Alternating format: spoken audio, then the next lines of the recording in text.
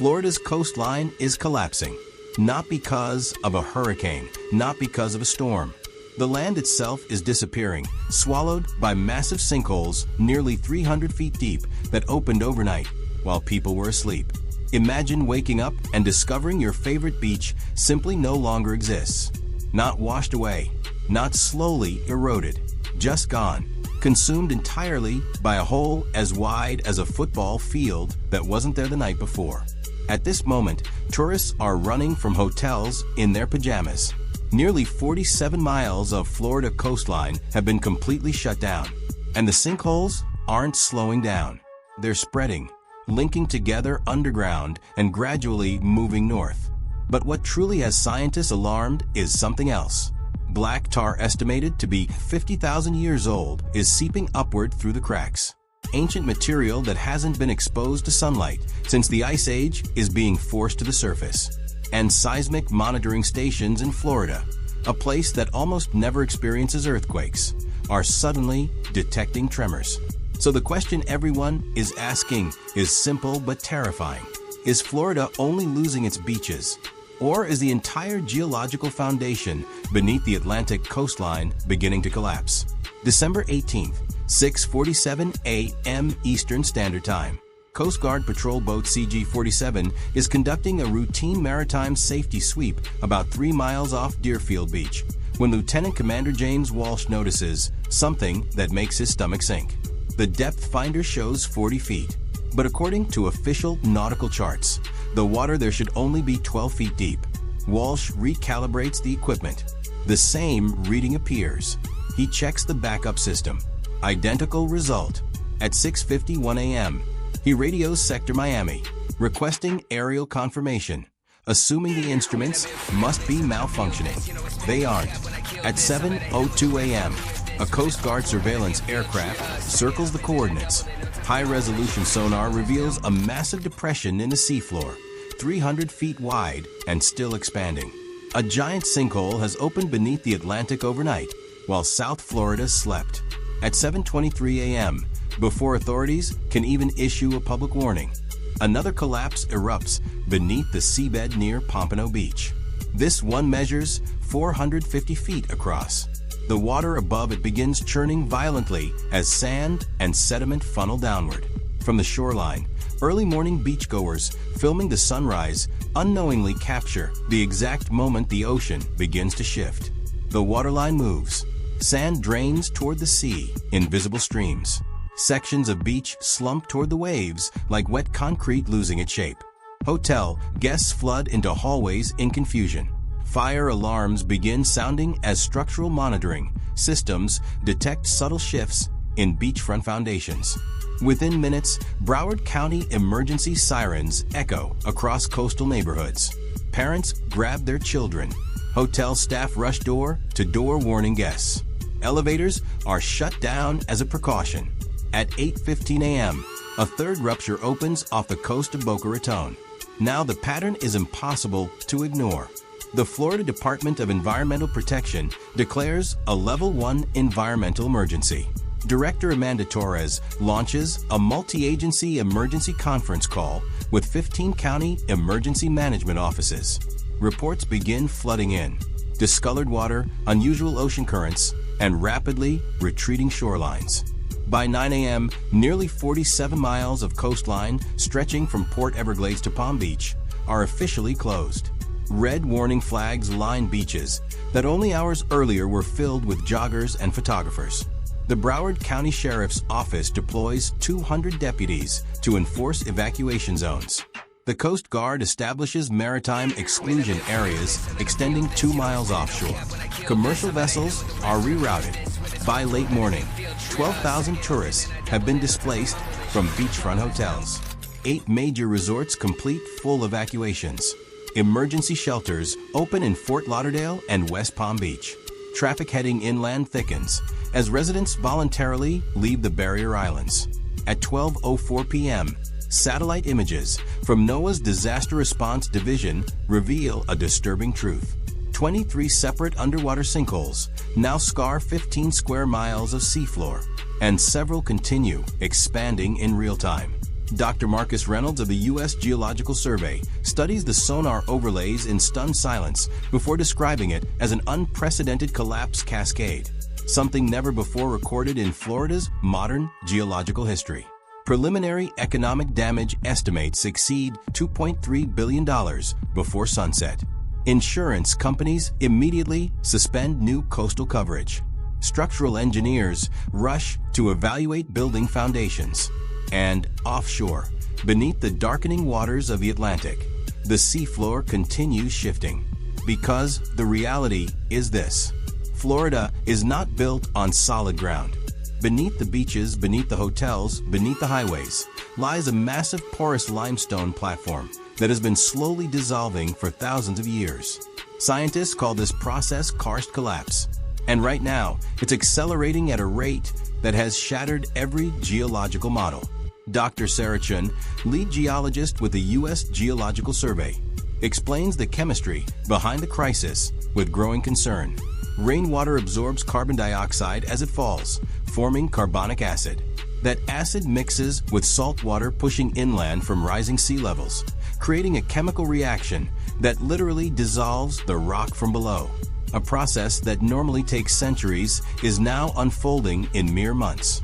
The speed of the change defies every geological prediction in her database. Sonar mapping deployed after the first collapse reveals the nightmare beneath the surface.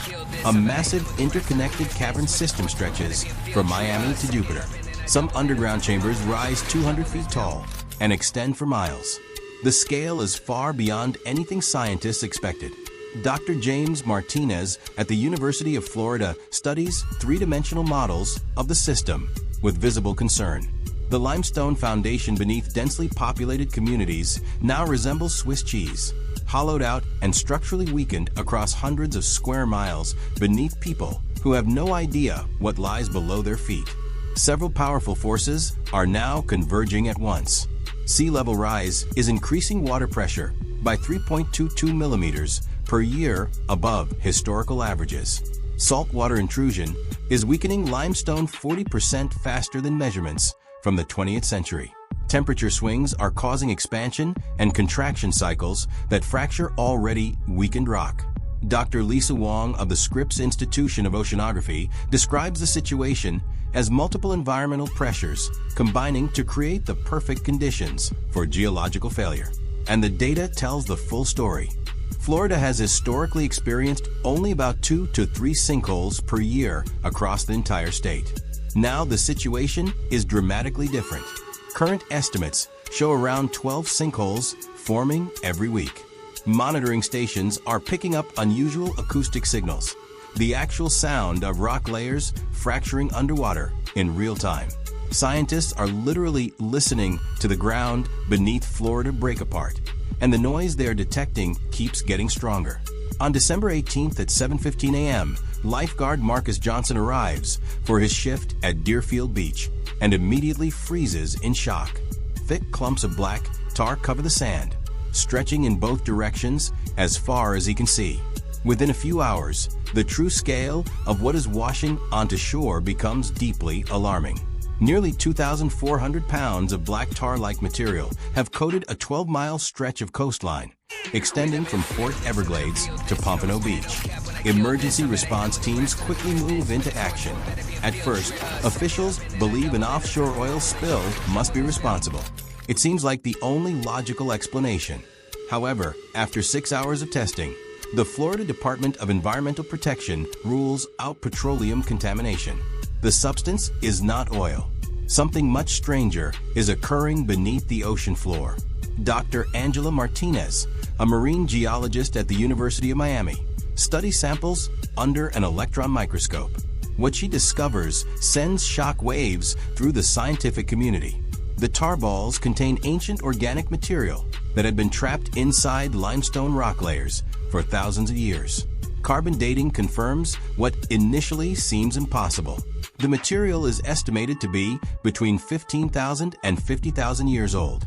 It had been sealed inside deep geological layers that have remained untouched since the last ice age. The collapsing seafloor has torn those layers open and forced the ancient material upward. The link to the growing sinkhole crisis suddenly becomes undeniable. When scientists overlay maps showing tarball locations with Florida's underground cave systems, the match is almost exact. These tar deposits are not appearing randomly. They are surfacing directly above known collapse zones with unsettling precision. The pattern reveals fractures that extend hundreds of feet into the bedrock, exposing geological layers that should have remained permanently sealed. Teams from the Environmental Protection Agency begin conducting toxicity tests. Swimming bans spread across 31 miles of coastline. Wildlife casualties increase rapidly. 47 sea turtles show signs of tar ingestion. 12 dolphins display respiratory distress. Marine mammal rescue centers become overwhelmed within 48 hours. But while scientists rush to identify where more tar could emerge, they uncover something even more troubling. Methane levels begin rising sharply in several collapse zones, suggesting additional dangers hidden beneath the fractured limestone. If material buried for 50,000 years is now forcing its way to the surface, scientists are left asking a disturbing question. What else could be down there waiting to emerge? Maria Martinez holds the hand of her 8-year-old daughter Sophia as they stand outside their family restaurant in Pompano Beach. For 18 years, the beachfront property represented the dreams of 3 generations built on Florida sand. Maria's parents opened the restaurant before she was born, and she grew up inside its walls. Sophia has never known a life without it. On the morning of December 18th, everything changes. Overnight, cracks appear in the building's foundation, spreading across the walls like spiderwebs. By dawn, the fractures have widened too much to ignore. A building inspector arrives at 9:47 a.m. and delivers the verdict bluntly. The structure has been compromised due to ground subsidence. The order is immediate: evacuate now. Maria quickly packs 3 suitcases along with the family photo albums. The restaurant is worth $2.8 million, but the insurance policy specifically excludes damage caused by ground collapse. As they drive away, Sophia presses her face against the car window and quietly asks, "When can we go home, Mama?" The devastation extends far beyond one family. Highway A1A near Deerfield Beach develops large stress fractures that did not exist just 72 hours earlier.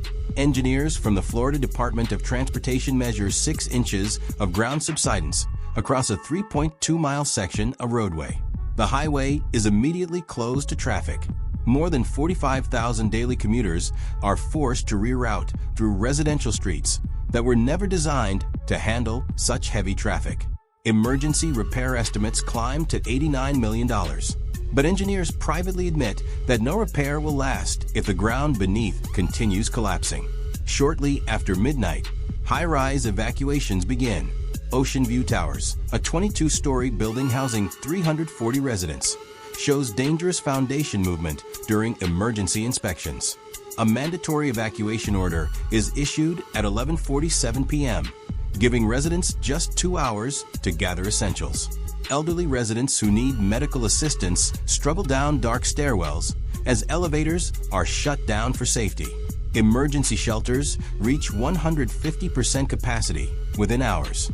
The Red Cross opens 8 additional facilities across Broward County. As evacuation zones expand, 67 restaurants shut down. Spring break reservations disappear almost overnight, with projected losses climbing to $420 million. At the same time, a growing mental health crisis begins to unfold. Children wake up screaming from nightmares of the ground collapsing beneath them.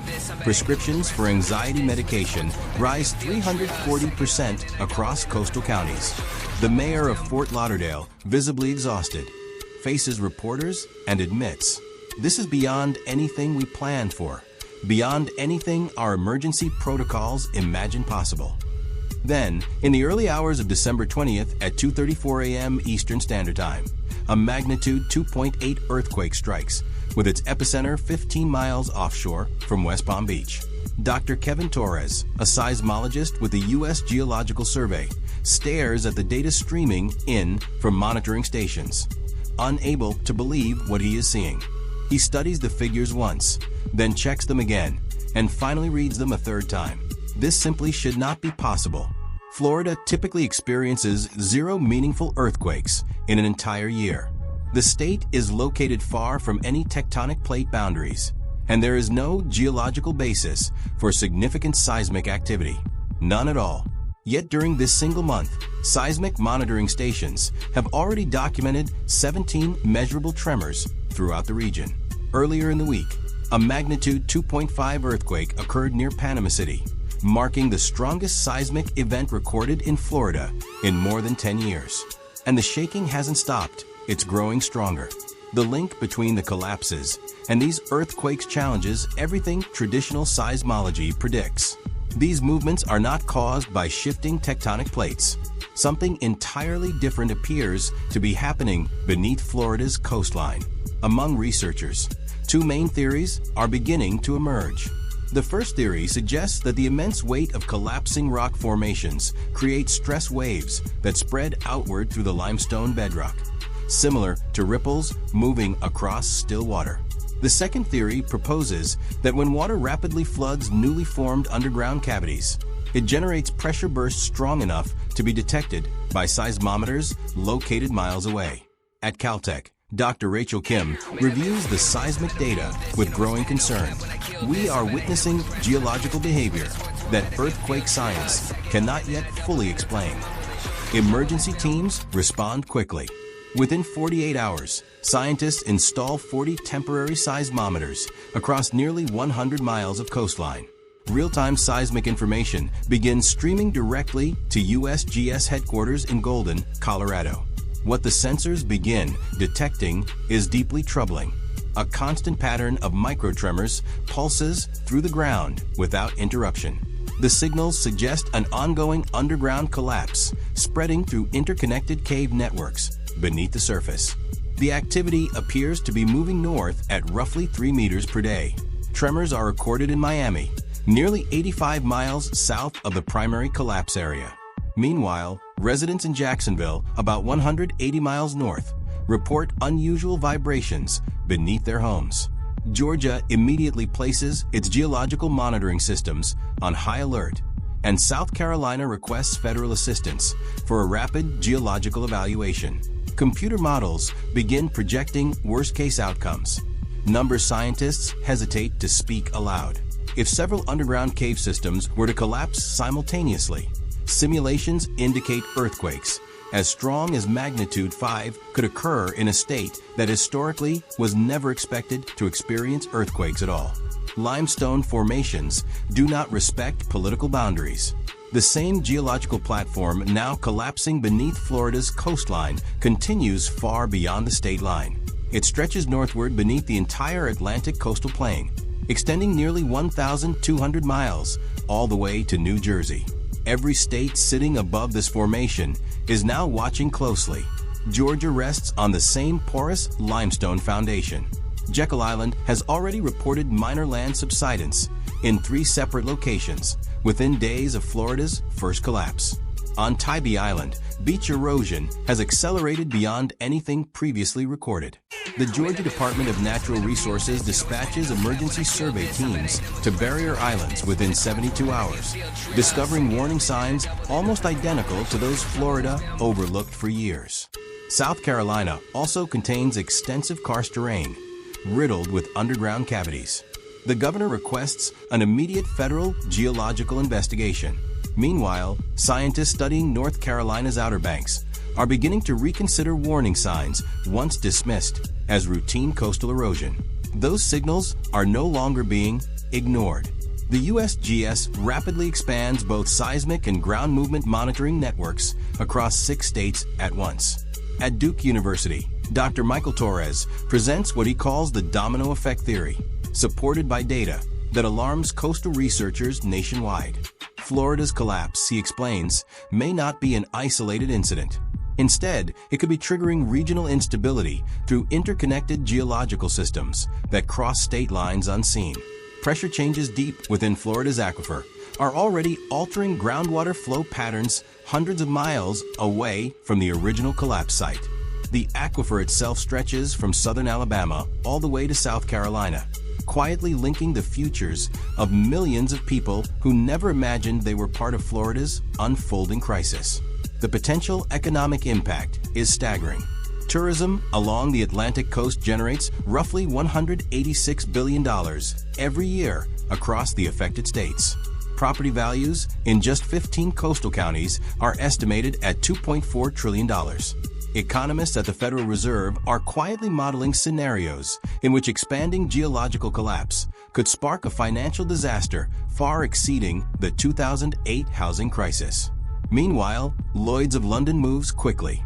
The insurance giant reclassifies the entire Atlantic limestone coastline as extreme risk, making it effectively uninsurable under traditional policies. Global financial markets are beginning to factor in a possibility that most Americans still haven't heard. The ground beneath the most valuable coastline on Earth may be fundamentally and permanently unstable. On December 19th, Governor Ron DeSantis stands on the steps of the state capitol in Tallahassee and declares a statewide emergency. The formal request sent to the White House asks for $12 billion in federal disaster assistance, the largest single-state FEMA request ever made outside of hurricane season. The Florida National Guard receives orders to mobilize 4,200 personnel, the largest domestic deployment the state has ever authorized. Troops establish security checkpoints, assist with evacuations, and patrol closed beaches to keep residents away from unstable areas where new collapses may still occur. Within hours, the political battle begins in Washington. During appropriations hearings, House Republicans question the emergency funding request, arguing that decades of unchecked coastal development created the vulnerabilities now costing taxpayers billions. Senate Democrats, however, push for immediate approval with no conditions, warning that families are losing homes, businesses, and livelihoods while political leaders debate the price of action. The argument about climate change and its role in speeding up the collapse has completely stalled legislative action. Senator Marco Rubio stands before the cameras, clearly frustrated. People are losing their homes while Washington keeps playing politics. Meanwhile, FEMA is already operating at full capacity. The agency had deployed thousands of personnel to respond to California's devastating floods only weeks earlier. Administrator Diane Kressel delivers a serious warning to Congress. FEMA cannot continue operating at this intense pace without immediate funding, and emergency reserves are being drained at a rate the agency has never experienced before. The insurance sector begins moving towards systemic failure. Citizens Property Insurance, Florida's state-backed insurer of last resort, faces the possibility of insolvency as claims surpass $18 billion within the first week alone. Private carriers start canceling roughly 340,000 policies throughout coastal counties, pointing to ground collapse exclusions hidden deep within policy fine print that most homeowners never noticed. Families review their insurance paperwork only to realize their coverage specifically excludes the very disaster now destroying their homes. Property markets freeze almost overnight. Coastal real estate sales fall by 91%. Mortgage lenders refuse to approve new loans within 10 miles of any recorded sinkhole. Nearly $67 billion in assessed property value vanishes from tax rolls in just 2 weeks. Tourism losses climb to $43 billion annually. Across Florida's service economy, 340,000 jobs are suddenly at risk. The political decision becomes harsh but unavoidable. Invest billions immediately in geological monitoring and coastal protection, or face spending trillions in endless disaster recovery. 1 week after Lieutenant Commander James Walsh radioed coordinates that made no sense off Deerfield Beach, Florida's coastal emergency continues with no clear end in sight. The numbers paint an ongoing picture of destruction. 47 miles of coastline remain closed to the public. 23 confirmed sinkholes now mark the seafloor across 15 square miles. Damage estimates exceed $25 billion and continue to rise daily. More than 78,000 residents remain displaced, living in temporary shelters never meant for long-term use. Seismic tremors continue moving northward at a rate of 3 meters per day. Scientists monitor the progression with growing concern as vibrations begin appearing in states that have never had to prepare for geological instability: Georgia, South Carolina, and North Carolina. Each of these states watches Florida closely while quietly asking the same unsettling question about its own coastline. Recovery operations now face a reality without precedent in American disaster response. Hurricanes arrive violently but eventually pass, leaving damage that can be cleared and rebuilt. Sinkholes are different. They represent continuous geological failure with no clear endpoint. Engineers cannot rebuild structures on land that continues collapsing beneath their foundations. Insurance companies cannot cover damages that policies explicitly exclude. Governments cannot finance relief efforts that surpass emergency reserves already drained by other disasters. The systems Americans rely on during crises are beginning to fail simultaneously. 3 nuclear power plants are operating in areas now classified as geologically unstable. Military bases supporting Atlantic Fleet operations sit on foundations that may already be compromised. The Port of Savannah, America's 3rd busiest port, was built on rock that slowly dissolves. The limestone platform that supported Florida's coastal paradise for generations was always fragile. It has always been dissolving slowly and silently in darkness beneath the surface.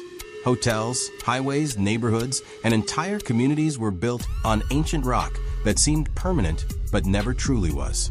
Right now, beneath the sand, carbonic acid continues to eat away at the limestone. Cavern walls continue to fracture. Ancient layers of rock keep shifting upward. Scientists are still listening to the sound of rock breaking underwater. And that sound is not getting quieter. Florida may never feel solid again.